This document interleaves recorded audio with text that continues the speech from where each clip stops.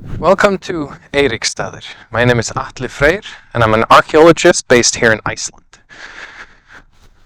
Today, I'm going to show you the birthplace of Leif the Lucky, the home of his father, Eric the Red, and their family.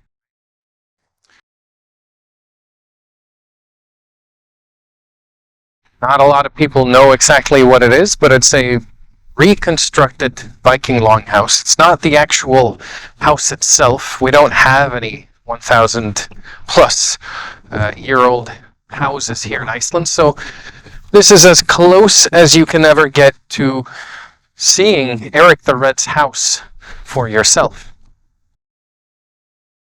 This is the best guess as to what the house would have originally looked like.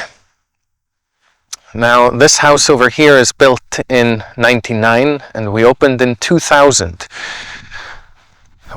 The house was made, as far as I'm aware of, with all the original tools, materials, and know-how of the Vikings.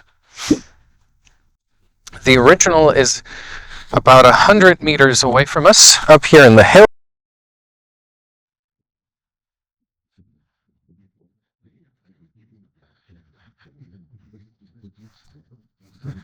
Right now, I am inside the ruins of Eric the Red's home.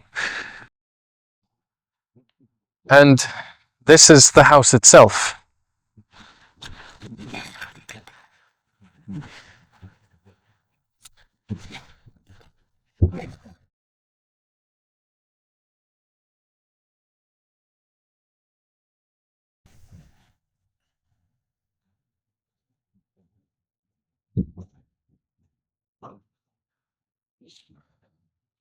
This house really isn't all that big. If you look at the schematics, the whole place is only about 4 by 12 or about 50 square meters. The problem is, of course, some of that space has to be spent on the larder here in the back. That means that now we have about maybe 4 by 10 or so meters because there needs to be enough space for food. And the same can be said, the same space is also occupied on the other side for the anddyri. So really what we're looking at here as a living space is maybe 4 by 8. And that's not a big space to live in. But this is all they had.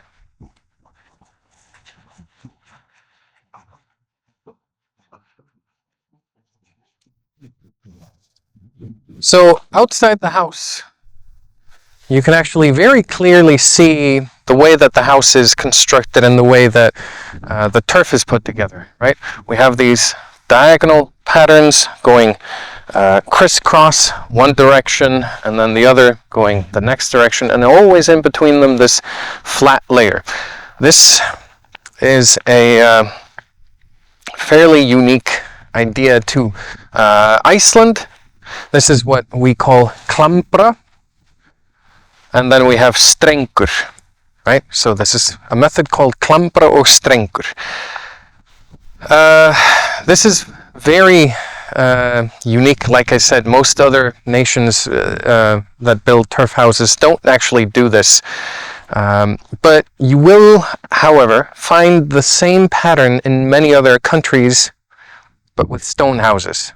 Basically, the idea may have been that, or the theory may have been that Icelandic people went somewhere south, saw that this was being done in other places that had the same problem that we were facing here, and then adapted to the climate by copying what they were doing. So we're talking about Italy, anywhere south, anywhere where you are likely to encounter earthquakes. So you might find the same pattern, for example, in Japan, right? So this is all put together like this, and always the flat layer in between. This is what will help the house be more stable during earthquakes. So if you build everything flat, with earthquakes, it's a little bit more likely to shake apart, right? But with this method, with everything being built diagonally opposite to the next layer, once it moves, well, it might collapse a little bit more, but this is much stronger. It kind of binds itself even more. And we're lucky to see this as clearly as we are seeing this now, because give it a little bit and this will all be covered with moss once the spring actually gets here, for the weekend that it stays in Iceland. So we had the house fixed in 2024, and they redid most of this part of the house, fixed the door just a little bit, and up there in the roof, up on the roof, you can actually see where the grass is higher, taller than the other section of the grass. That's all new. The roots in the ceiling, they come down from the turf, and you can see them in between the beams in the ceiling. This is just one of those things that shows you that, over here especially, the roots just show you that the grass on the outside of the house, it is alive. This is something that you need to have. The turf on the outside of the house is actually very important to keep alive, because if you keep the grass on the outside alive, you will keep the rain out. Whatever actually goes into the turf when it rains will hopefully be sucked out by the roots. If it doesn't get sucked out by the roots, then there are branches underneath the turf that hold it up, give it a little bit of air space, and then hopefully the rain will trickle off the branches all the way down. If it doesn't trickle off the branches all the way down, and some of it does get soaked up into the wood beams. But of course, this hopefully doesn't happen, and generally doesn't happen here at Eiríksstaðir. This valley that we have here is very dry, especially so in the summers.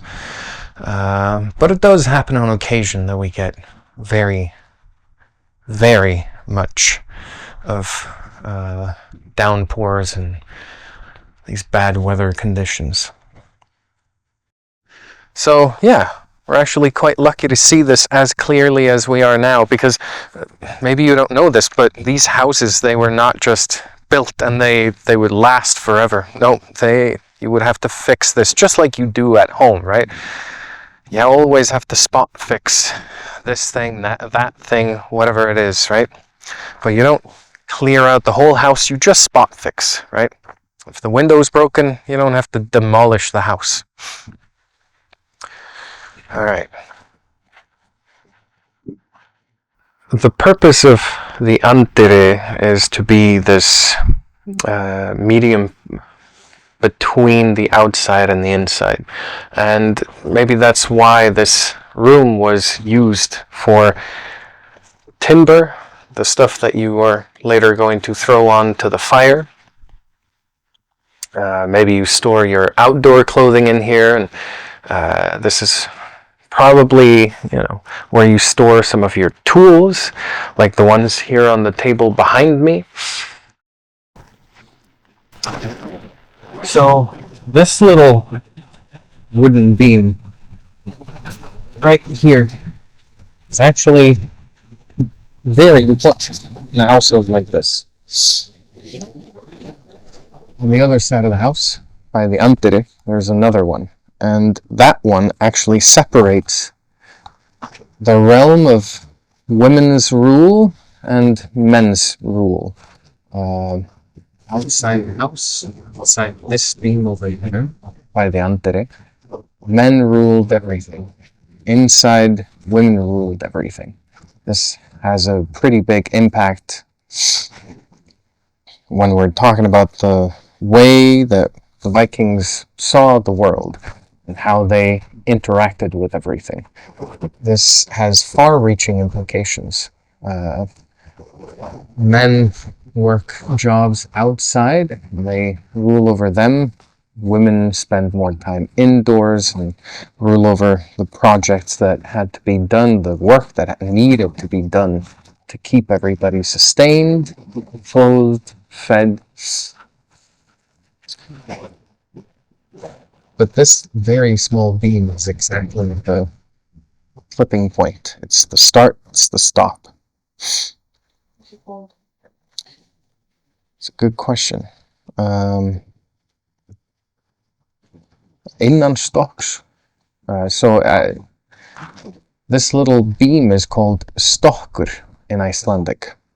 And there is, as far as I know, there's not many phrases in Icelandic that still import the meaning of this very simple thing. But we do have innanstokksmunir and utanstokksmunir. Innanstokksmunir is everything inside the beam. Utanstokksmunir is everything outside. Generally, this refers to items today, but back then, like I said, it's got far-reaching items. Far-reaching. It's not far-reaching. It entails so much more than just things. Back in those days. When Eric lived here, he actually didn't live here for a very long time. What you may not notice under all of this snow is the fact that when he first came out here, his house was a little bit smaller than what it is now. And by the way, if this interests you, this is actually the smallest Viking longhouse ever excavated in Iceland, outside of maybe one house if they finished excavating it this year. Last year in 2024, in the north of Iceland. So maybe we've moved up a little bit in the world. But Eric the Red originally built his house to be about yay long, maybe about this long, and then the original door would have been over here. They don't actually tell you this in the saga, but they do mention a landslide happening to another farm in the valley. But when they were digging up the original house up here in the hill in 97-98, they actually thought that there were two houses together, side by side, up there in the hill. That wasn't the case. What it actually was a landslide that had hit Eric's house. This is kind of my pet theory that maybe that landslide was what destroyed his house to some extent, and he may have used that landslide as an excuse to extend the house because he's living there for a little while. Maybe now at this point he's got some more children, he's got more members of his family living in the house, maybe some more people living in the house. So yeah, it's just like everybody else. We always need a little bit more space in our houses.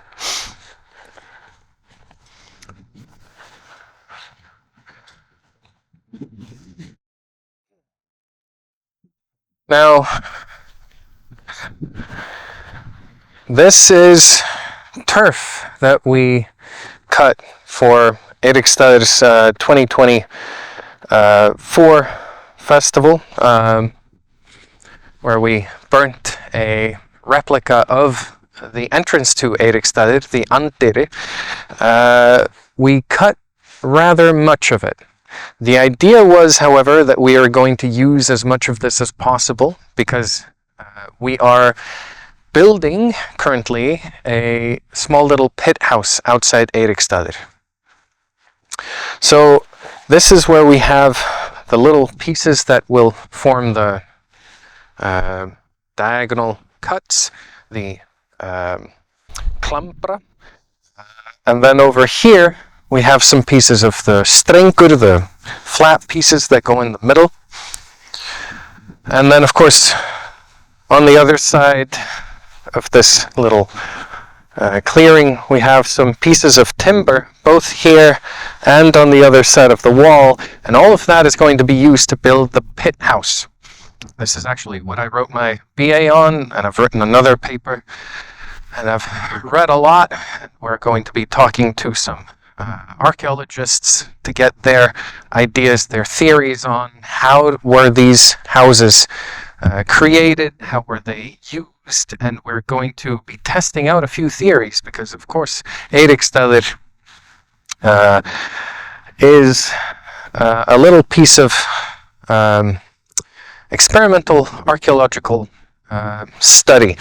So this is just some of the things that we are going to be doing this year. Now, of course, once we've built the house, we are going to be able to do so much more than just to study the house itself. We are going to be studying how did people work inside the houses? What did people do? Is it enough just to have one small little oven? Is that going to be enough warmth for the women who are inside that house? Maybe, maybe not. Was it good for a sauna? Did we want to use it for something else? Does it work as a blacksmithing station? We don't know, but we'll find out. And then, of course, if we walk behind Eiríksstaðir, we're actually going to see that there's a door right here. Now, this door leads into the pantry. Búrið. This door right here, you can't actually open it from the outside. There is no handle, there's no nothing. This is because you're not actually meant to open this door from this side. This door is going to be very effective for letting the cold air in. There are always going to be small little holes somewhere in between the wood, things like that, where the warm air can escape and the cold air can go in. That's fine because this is the pantry, right? This is where you store all of your food, so the cold air is actually going to be pretty good at saving your food, making it last much longer. Now, of course, we've changed views just to be able to show you, or hopefully be able to show you what the door looked like from a different angle. But yeah, now this door, of course, may have been used as some kind of an emergency exit as well, in case the house is set on fire, in case of arson or accidents, right? There is, of course, a little bit of a debate between archaeologists as to whether or not this was actually a door or if it was something else. It may have been a hidden secret door as well, some kind of an escape tunnel. Well,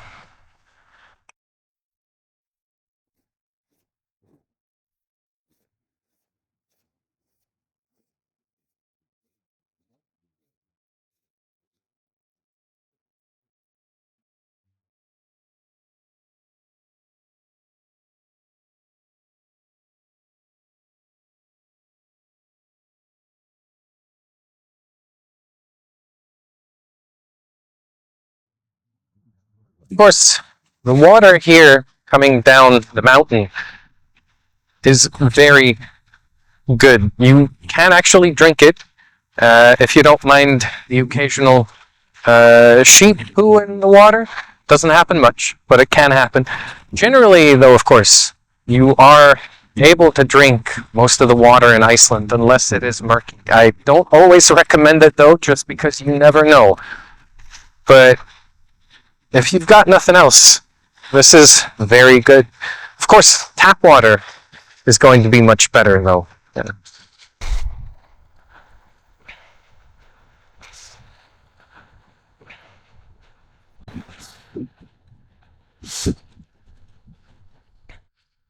Now, all around Eiríksstaðir, all around the site, we have these little informative billboards, if you will. Now, these are there for your enjoyment, for your education, in case you want to know some of the little things that sometimes we forget to tell you about when you come for a visit at Eiríksstaðir. So here, for example, you can read about how the replica house was constructed. And, of course, the design of it. There's another one up here in the hill, right next to the ruins. There's more informative boards down here by the bathrooms as well. But now we're going to be walking a little bit further. We're going to look at the statue made by Nina Simonsen. Nina was an artist who lived in Iceland. She never really got the recognition that she deserved here in Iceland. So eventually she moved to America, where, yes, finally she got a little more recognition. Now, as far as I've been able to gather, this statue here actually got second place in some competition that they had when they were deciding what statue to put outside the Hallgrímskirkja in downtown Reykjavik. So if you've been to Iceland, you've seen that grand statue of Leif the Lucky, or Leifur Eiríksson. Then of course you recognize that huge statue outside. This one got second place. The other one is a little more of the kind of, Viking that you might think about in reality. It's more realistic, but I like this one a lot, right? Now, this statue right here is a little more fantastical than the one that you see outside the Hallgrímskirkja, where Leif the Lucky has on chainmail. He's got his weapon with him. He's standing in the prow, just like this Leif the Lucky right here. But this one has more fantastical elements. The cloak is kind of wavy. He's got some feathers in his cap, hair flowing, and he's looking out, finding, presumably, North America. You see the wind billowing the cape. His face is a little more uplifted and alive. There's more feeling in it. His cap, of course, makes the whole thing a little bit more fantastical. You've got these fantastical elements on the helmet. But then, of course, the prow. This little dragon right here. I've always liked that one, right? It's just got this menacing look as it protects Leif the Lucky when he sails out across the open ocean, protecting him from all the little beasts that you may recognize from the medieval maps when they had to paint and draw all these fantastical beasts in the middle of the ocean. And this one here protects them from all of those.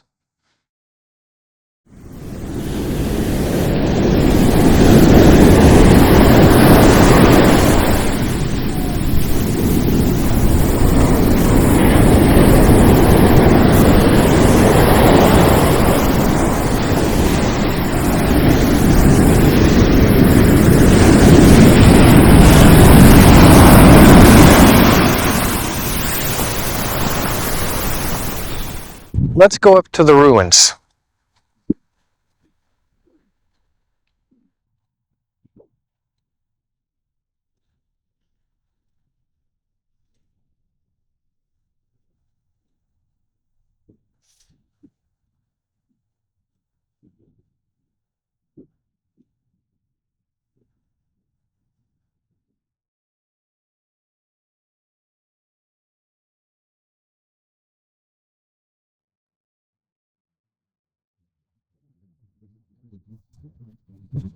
Right now, I am inside the ruins of Eirik the Red's home. This right here would have been the entryway, the anddyri. Somewhere about here would have been the long fire, langeldur, the hearth, that would have warmed up the whole household. And all the way in the back, this is where we would have had the pantry. This is where all the food would have been kept. As you can tell, when I walk closer, it's not a very long house. It doesn't take me very long to walk the distance. This is not a very big house. When Eirik lived here, he was not a wealthy man. He probably didn't have much, but he had a farm, he had a wife, he had some kids. He must have had a pretty nice life out here. But then, of course, we wouldn't have had a saga if his life would have turned out nice like that, right? Now, of course, one of the things that I personally want to do at some point is I want to map out the valley, because when you're here, you actually see so much of it. It's not just about the house, it's about how Eric himself would have lived. I want to map what he would have been able to find in the valley. I want to show people this is where we would have had forests, because that's actually one of those things that you don't really see when you look at this place in modern times. Right? Just something that gives you a little more sense of this place used to be alive in the time of Eric. Of course, not to say that it's not full of life right now. It absolutely is. Just earlier we saw little footprints from a fox. This valley is called Eiríksstaðir. It's the home of hawks. So, yeah, but it's all about what it was like to live in this place back in the day.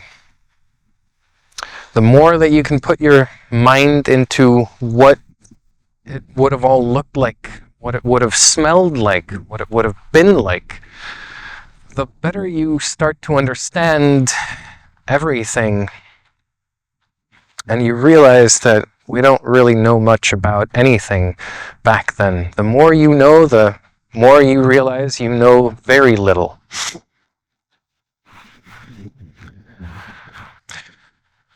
Now, of course, in the time of Eric the Red, he had a landslide happen to him, but it actually states in the saga that Eric's slaves actually caused a landslide to happen on his neighbor's house at Eiríksstaðir.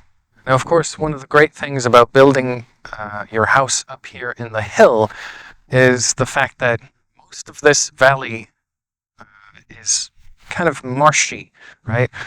It's pretty wet. In that way, it helps to build your house somewhere up in the hill to prevent your house from being stuck or built in some sort of a boggy, wet underground. And of course, it has other benefits as well. Enemies that come to attack, you'll be able to see them from far away. You're also able to take better care of your animals, your horses, your cows, your sheep, because you can see them from further off. The same thing goes for children and all these different things, right? From here, it's so easy to walk downhill and get to a great place to go fish. The river that runs right next to Eiríksstaðir is pretty great fishing spot. And of course, the lake is only a stone's throw from here.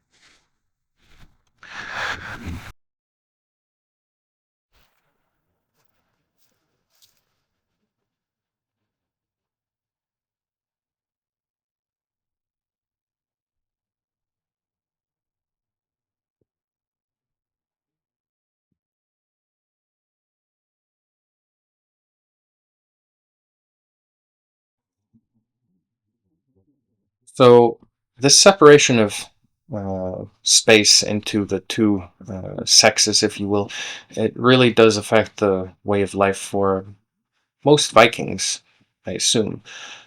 We have, for example, the fact that men go outside and do things, and women stay inside the house and do things. Of course, these are just generic descriptions. It doesn't encompass all of the life that they would have led in that point of time. But of course, we have to start from somewhere. So you would have men going off into the world and then coming back. Women would generally stay at home according to this. And that is going to affect so many different things. Women would stay at home and wait for their beloved to be back. Men would go out and then come back to their beloved. Maybe somebody brings something shiny, something to decorate their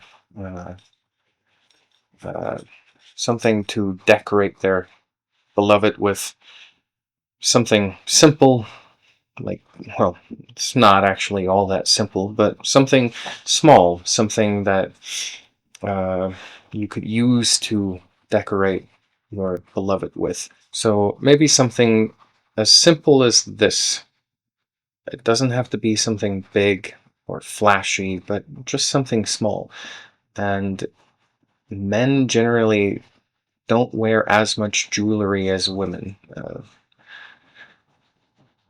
Maybe this is something that we can equate to today's society, where women generally dress up more. They put on jewelry, put on earrings, necklaces, rings, do their hair up.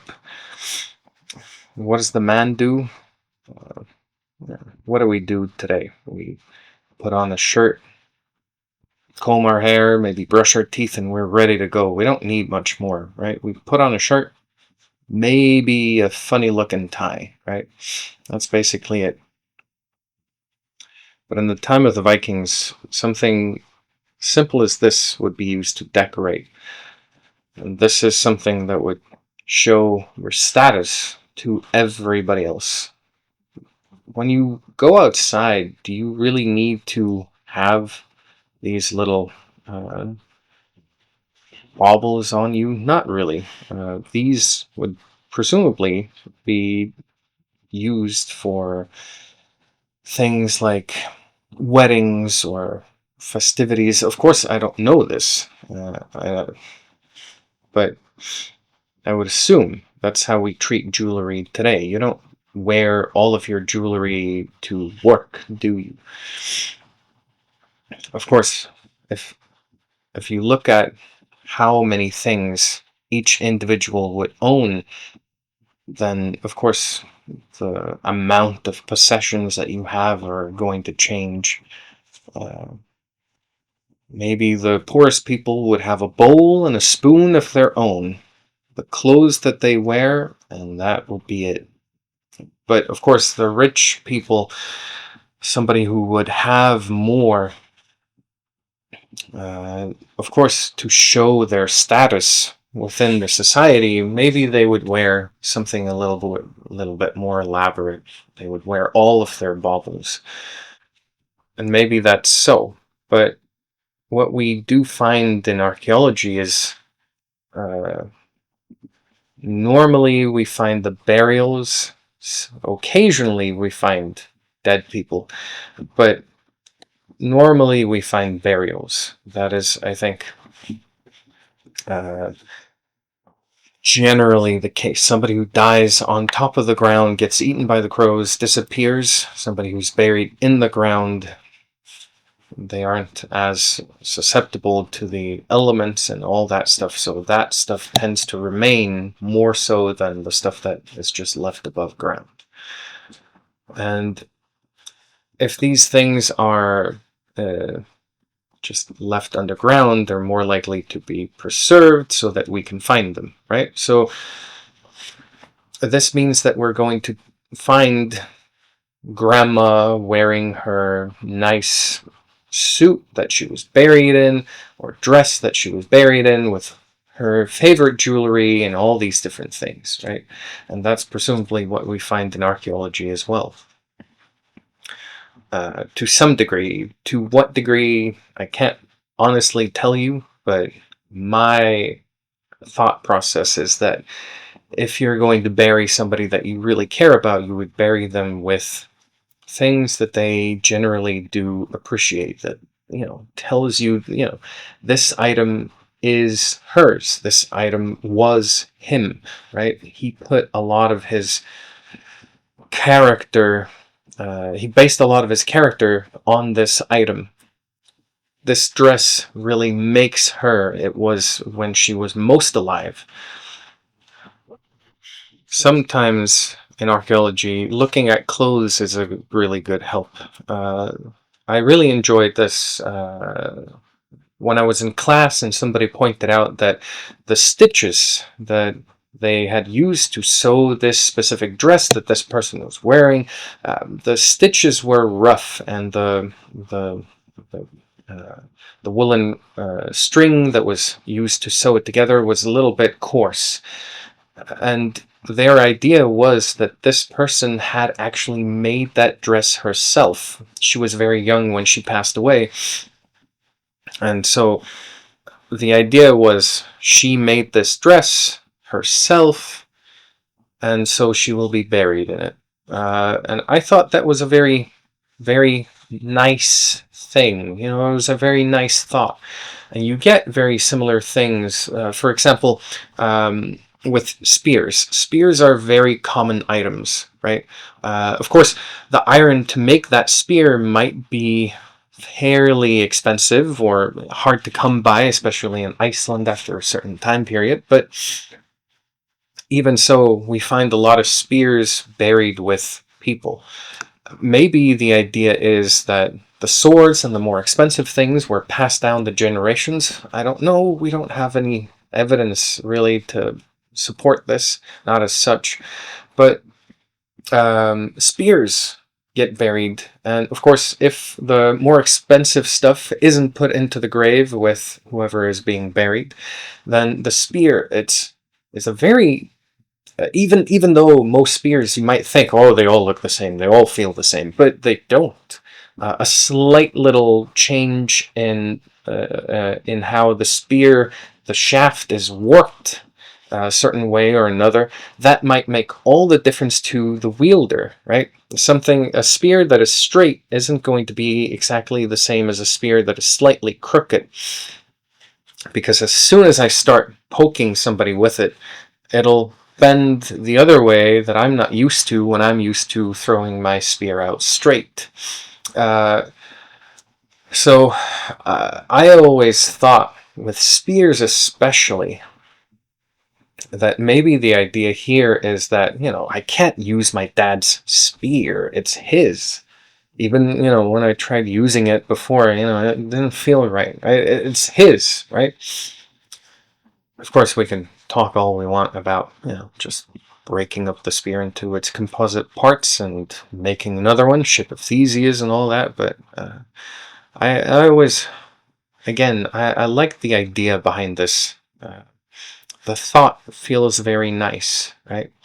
That sometimes you're buried with things because they fit you, and other things, they don't fit for the next generation.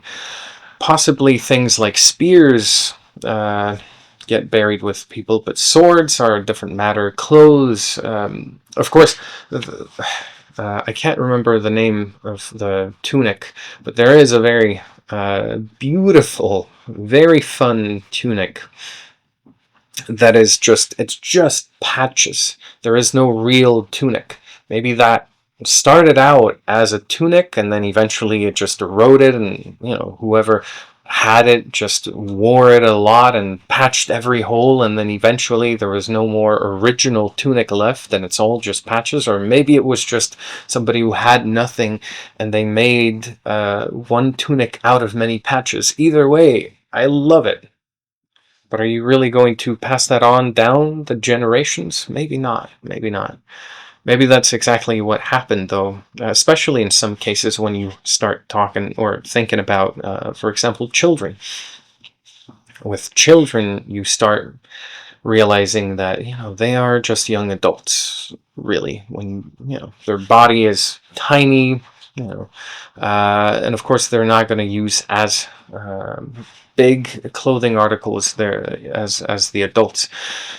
Sometimes the brother, you know, or father, or somebody passes away, there's now a tunic or a dress, and you could easily tear it up into its constituent parts, and then just make another dress or tunic that fits for the child.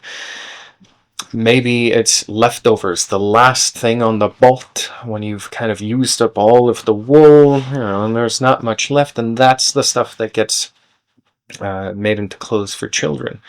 Of course, with children and archaeology, it's very often difficult to find anything from children. They are very small, their bones are smaller, their clothes are smaller, and that smallness basically means that when it's put into the ground and it starts eroding or disappearing because of time and all that, that's when that smallness really does factor in to a big degree. And children in archaeology, they just kind of disappear much of the time. They're not really, the evidence for them isn't really there all the time. Even if you want to search for it, even if you're actively looking for it, we just don't always have the evidence to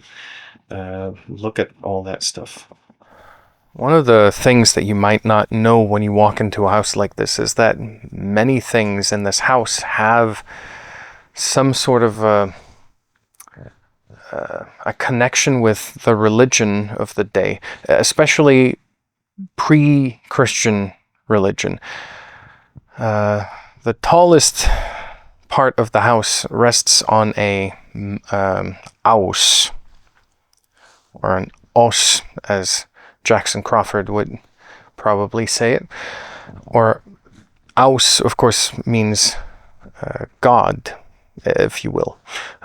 This is what they called their gods in the time of the pre-Christian religion. And that one aus that runs along the roof inside the house rests on the 4 dwarves, these tiny little pillars that hold up the world, the sky, if you will.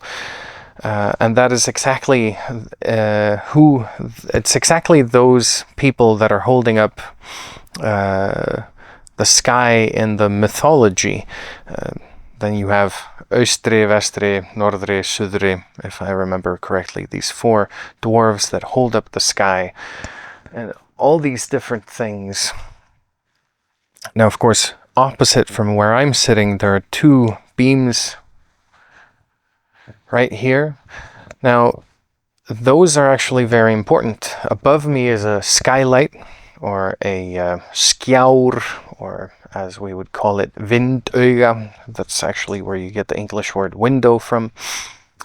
So up there you get a lot of light, and only these 2 beams across from me would be lit up daily. All the other beams are kind of not in focus in everyday life.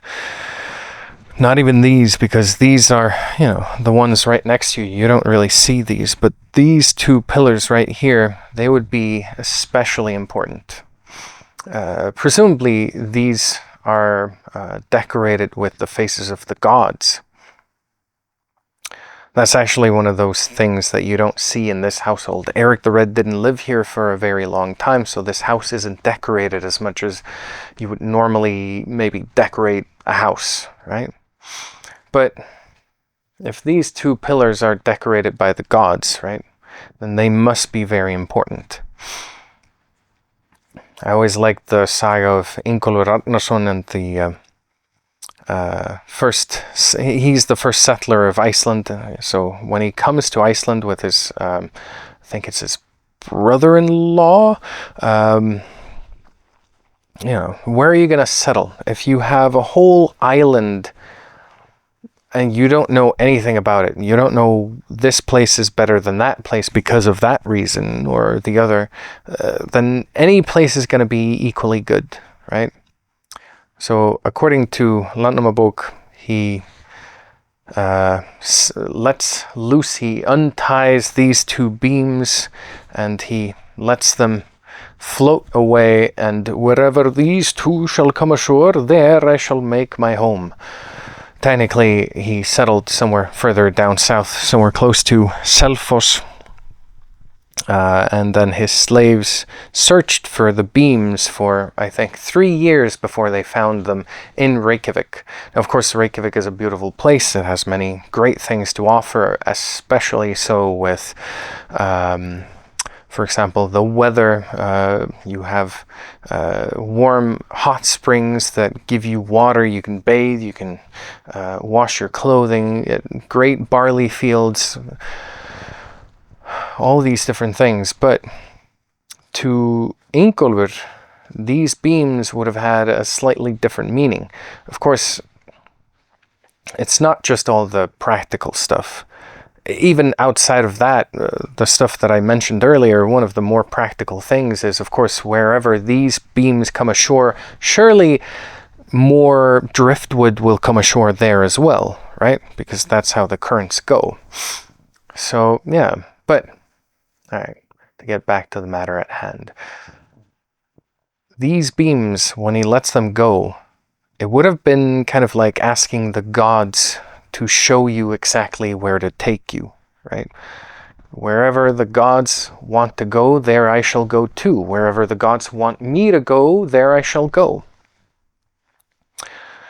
So, yeah, you might not really realize it when you walk in. It's just a house, right? But things are a little bit more entwined. The web is a little bit bigger because everything is smaller.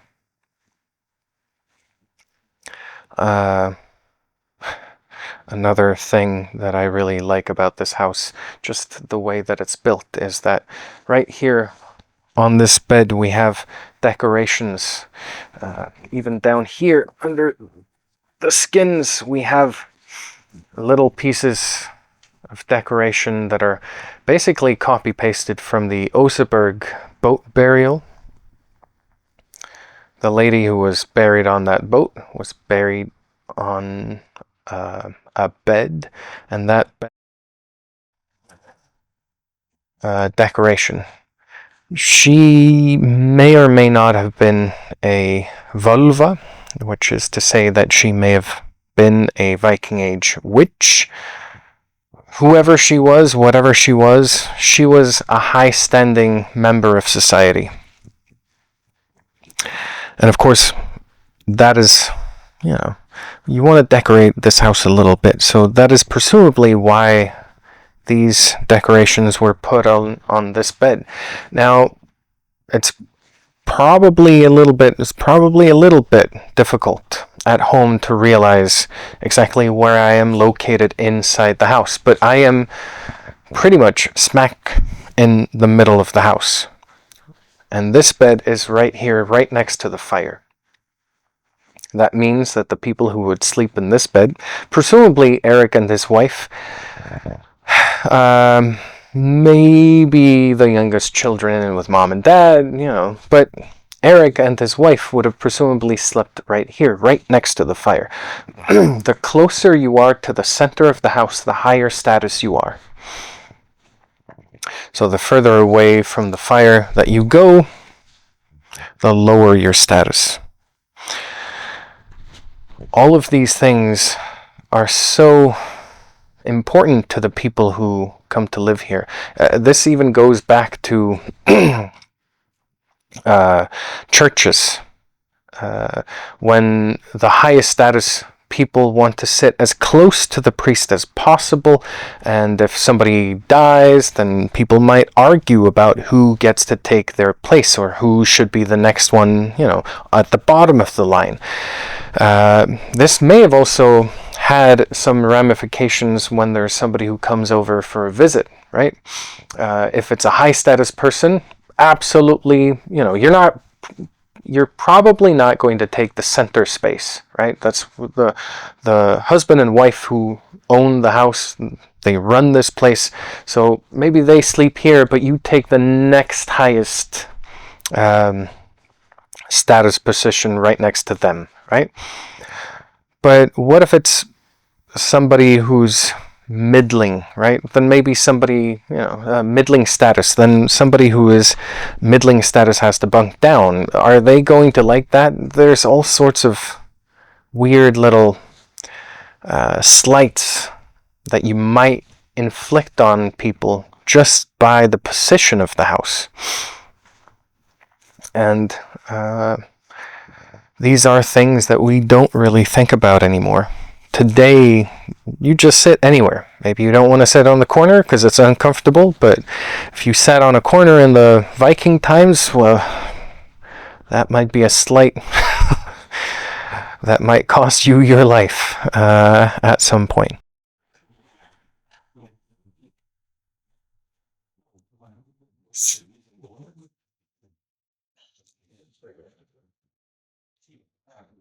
Of course, the fire in the center and the window at the top of the house, they aren't the only things that will light up this entire building.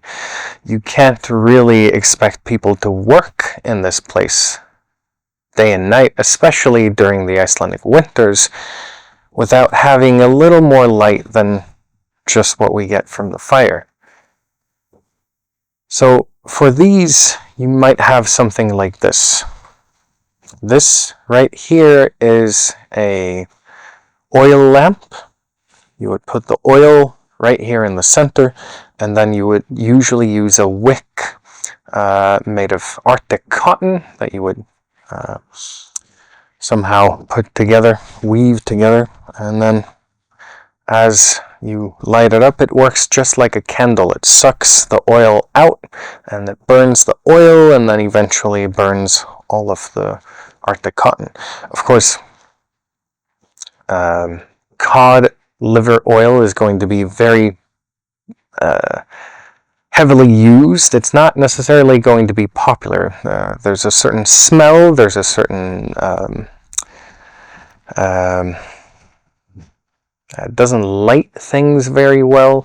It will also give off a little bit of smoke, but seal oil, whale oil, shark oil, these are things that are much better. Of course, if you lived somewhere further south, you might have been using olive oil and things like that, but here in Iceland, chances are very slim that you would ever come across something like that to use here in Iceland. This here is, of course, a replica of stone that they found during the archaeological excavation of Eiríksstaðir. They only really found 2 oil lamps during the excavation. The other one, however, is huge and only has a very small hole in it. Theory is, of course, that it was used for oil as an oil lamp, but I don't know. Never seen an oil lamp that huge before, so maybe it was, maybe it wasn't.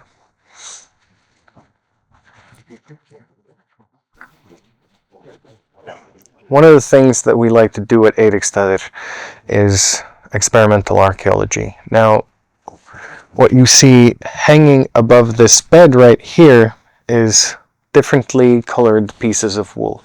Most of this has been dyed right here in the pot. I can't promise all of it has been dyed in this pot because I'm typically not the one who dyes the wool here.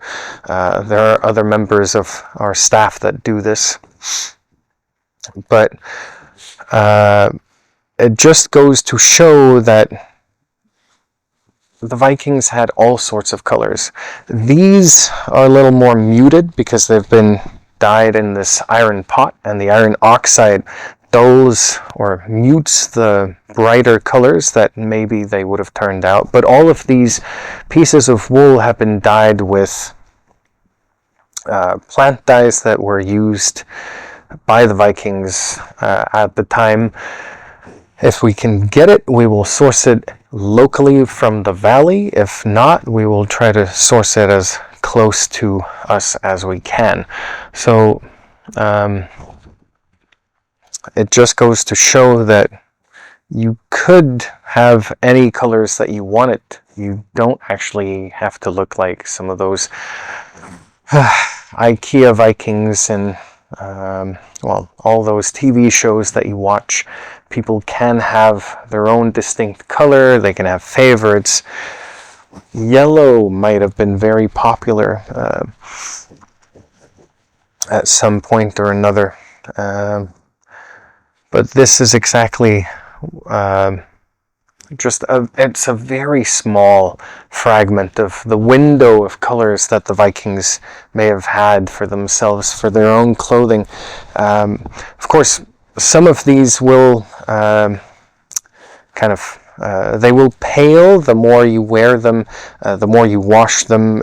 They might bleach in the sun. So some of these colors are going to be mute and then be more muted the more you wear it.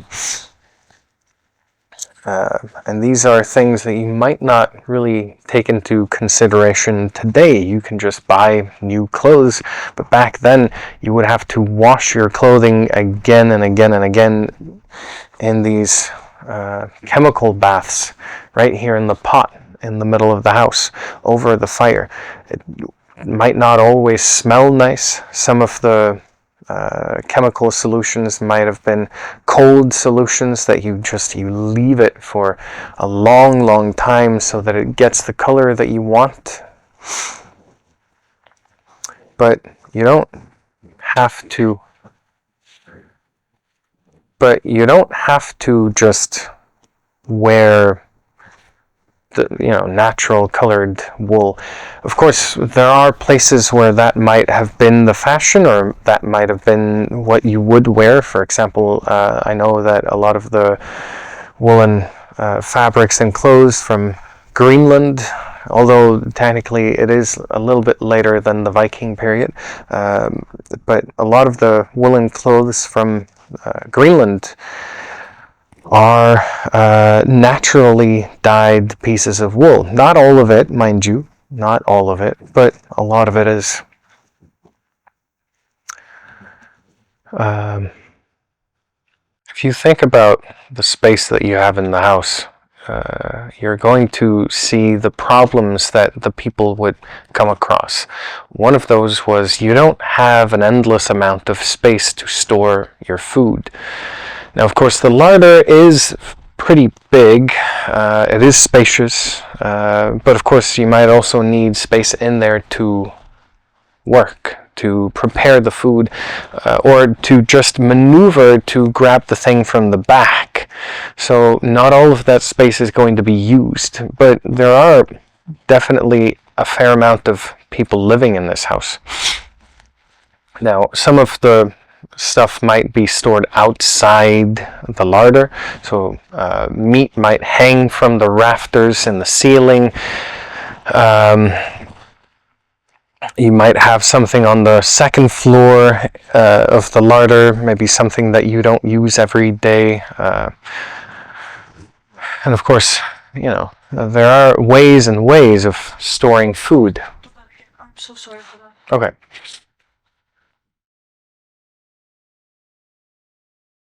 Of course, the space in the larder isn't endless. You're going to have to deliberately curate how much food and which foods you're going to store in your pantry. Now, here we have a little basket for barley or things like this. We have here in the corner a little bucket for the skyr, and then over in this corner we have the butter churn. And then of course we have on the walls, we have some fish hanging up on the top floor. That's maybe where you would store big bags of things like barley or something like that, things that you don't need every day, because you are going to realize that you need to be able to maneuver around this space. So it isn't going to be entirely beneficial to fill up all of the space if what you really want is that thing in the corner and you can't actually get into the room. Now, this is all fun and games, really, when it comes to it. It doesn't really affect us today. We can just stuff things in the fridge, remove things.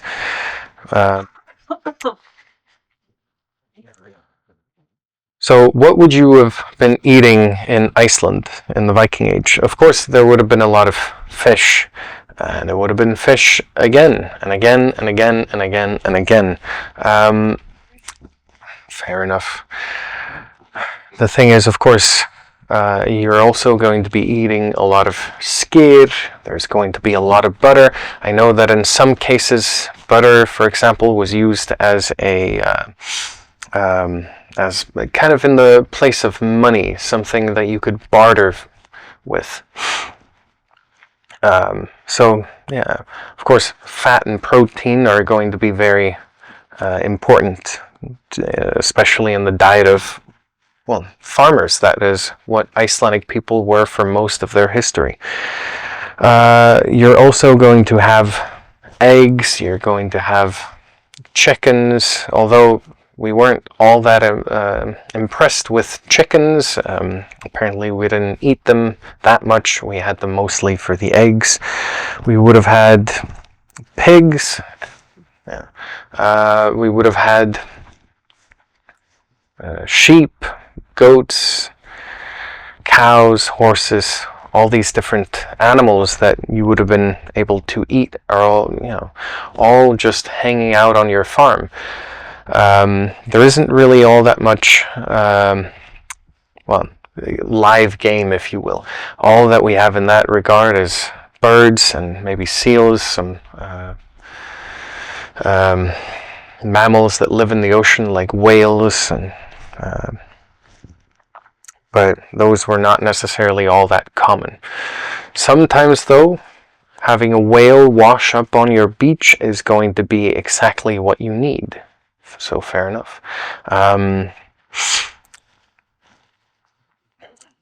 of course, the taste buds of the time, they would have been different from the taste buds that we have today. If you like things just barely cooked on the grill, well, you might not have that in the time of the Vikings, right? Something that would have been pickled for weeks, if not months. The meat would have been smoked. Maybe having a piece of steak that's grilled on the fire or on top of a stone or something like that, just straight fresh off the animal or as close to it as you could get. Maybe that's not how the Vikings would have preferred their meats. Maybe that is more something that you do because you have to.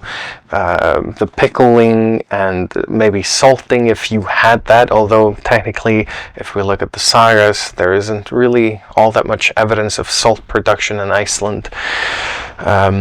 Smoking, maybe these were the better ways of keeping your meat, preserving it for later.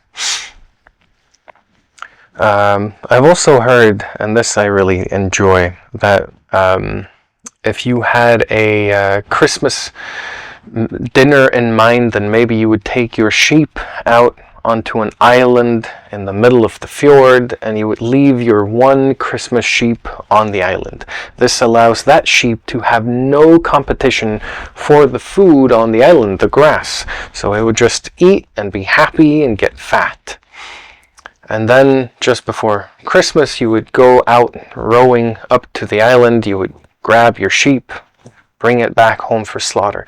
So maybe in those cases, maybe it was actually something that was higher status meat if you had it, if you had your meats, but they weren't actually pickled or smoked or salted. So, I don't know. These are things that have been lost to time. You don't actually have somebody here to tell us. There is nobody really writing about food in the Viking Age, in the sagas. When are they doing that? It's mostly when they write about feasting.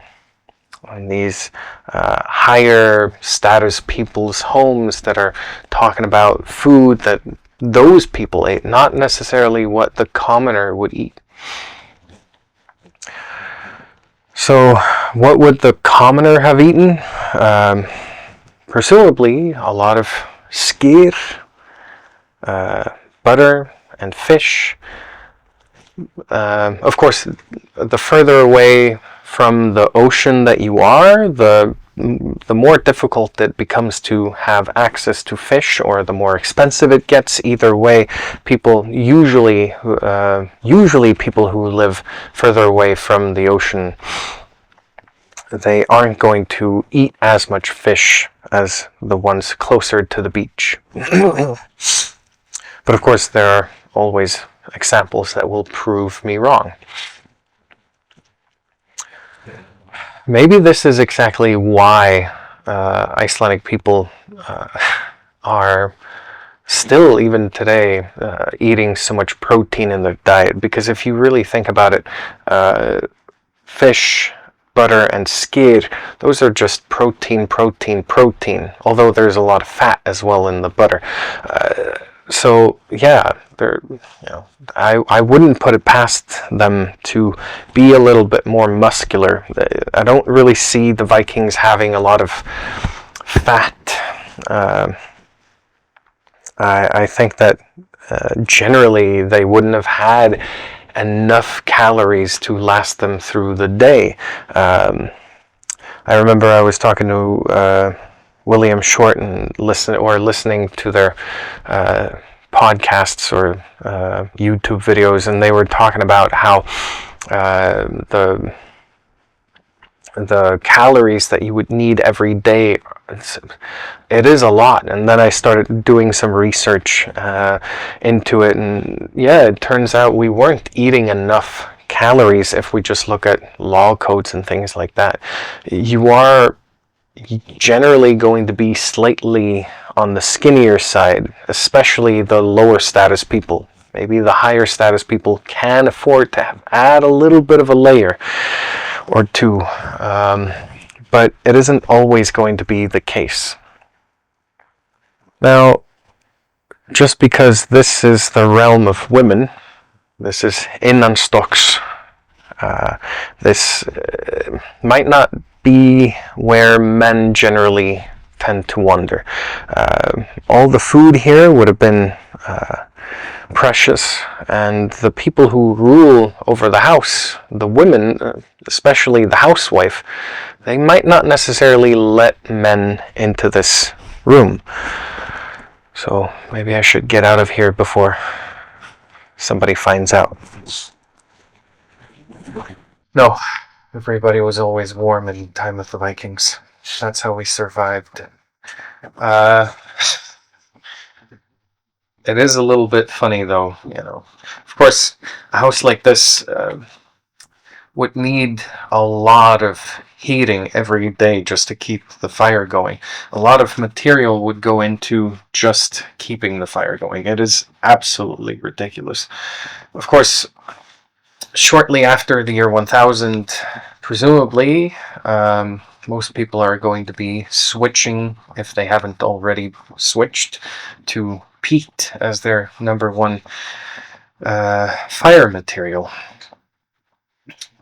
This, of course, is going to be what Icelanders used for most of their history as something to keep them warm. It is absolutely dreadful on your lungs, though. I will just warn you, if anybody was thinking about switching, you shouldn't. It wreaks havoc on your lungs. But this is kind of the thing, right? Even if it is hard to breathe, even if it isn't something that is nice, it is still going to keep you warm, and that is very important. In the time of the Vikings, you really don't have time or resources to be sick or cold. You need to be able to work day in, day out. It doesn't matter, rain or snow, you kind of have to just keep going. This is even something that just carries on much much into the late 20th century, I guess, especially in Iceland. You just kept working and kept working. But to keep warm, it wasn't always just peat. Sometimes, well, if you are that cold, you will absolutely use anything and everything to keep warm. Some small tricks that don't include a fire may include just other people, just being close to somebody else. You also have animals that might have been brought into the house. In this house, you probably don't keep the animals by the pantry with all the food. You can't really keep them around the fire, so they would have presumably then have gone into the antere. And things like this. But of course, outside of this, if we go back to the fire, maybe this is where some of the manuscripts ended up. Because if you are that cold, you will literally burn the shirt off your back just to keep warm, right? And what use is culture to somebody who is dead? Of course it would end up on the fire. Whatever it is, any kind of material that burns would end up on the fire eventually, if you get that cold. What am I going to talk about right now? I'm going to talk about what it was like to burn inside this room. The very opposite of how I feel right now. Right now, I'm standing... Okay, well, actually, I need to take my hands out of my pockets. Okay. Right now, I am standing inside the antere. This is the very opposite part of the house from the larder. And this is the part that Húsvík was trying to recreate when they did their fire festival here at Eiríksstaðir, where they built a replica of this room and then they burned it down just to see how much time you would have had in case that happened, because it is a well-known battle tactic of the Vikings to just set your opponent's house ablaze. Of course, this seems like it's a very inhumane thing to do, but the more you think about it, the more you realize that maybe for the opposite side, it is the humane thing to do. Now, of course, if you are trying to attack somebody when they're inside their house, well, if you look at the doorway, you might notice that you can only fit one person through that door at a time. That means that whoever is standing inside the house, who's defending his home, even if you have 40 men, how much is that numbers advantage actually going to get you if you can only attack one at a time? How many people on your side are going to have to suffer before you actually get inside and get the defender? So sometimes doing the inhumane is the only humane to do it. Doesn't always have to be that way, but when the house was set on fire, you would actually start with the door on the outside. That's where you put the kindling, and then this doesn't actually take all that long to do. That is what the research here at Eiríksstaðir showed.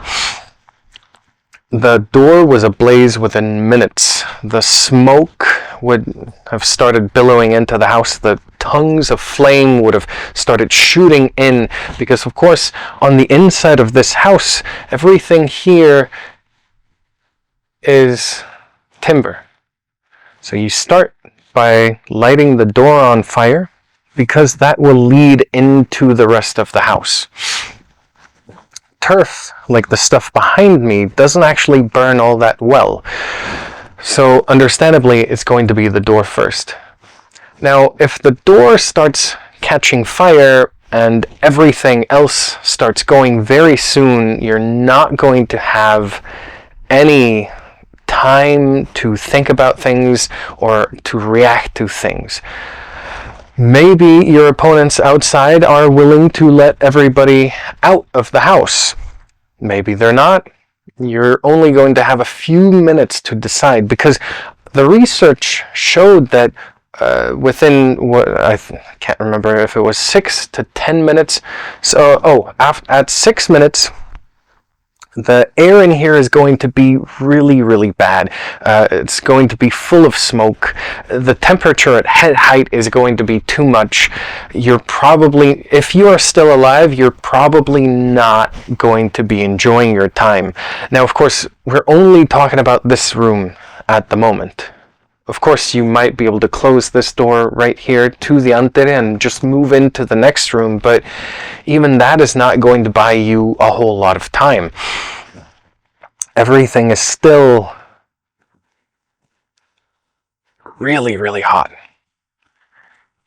When are you going to decide what to do? How are you going to do it? You're going to have to react really fast. Now, of course, if you read the sagas, for example, Brennanjal saga, then it basically reads as if you might have had hours to do whatever you needed to and say the sentences that you needed to say and make it as dramatic as possible. And maybe that is just something that the writers of the saga kind of did to make the story more have more of an oomph.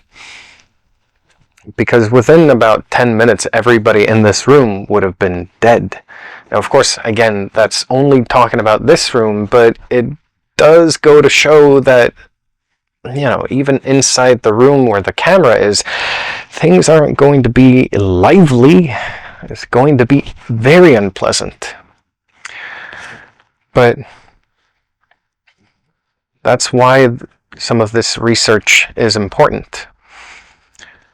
If you don't know what parts of the saga are true or even credible or believable, understandably, we're going to take a lot of things at face value. So the more of these experimental archaeology experiments we're able to do, the closer, hopefully, we are going to get to understanding what it was like to live in the time of the Vikings and how they did everything, even dying.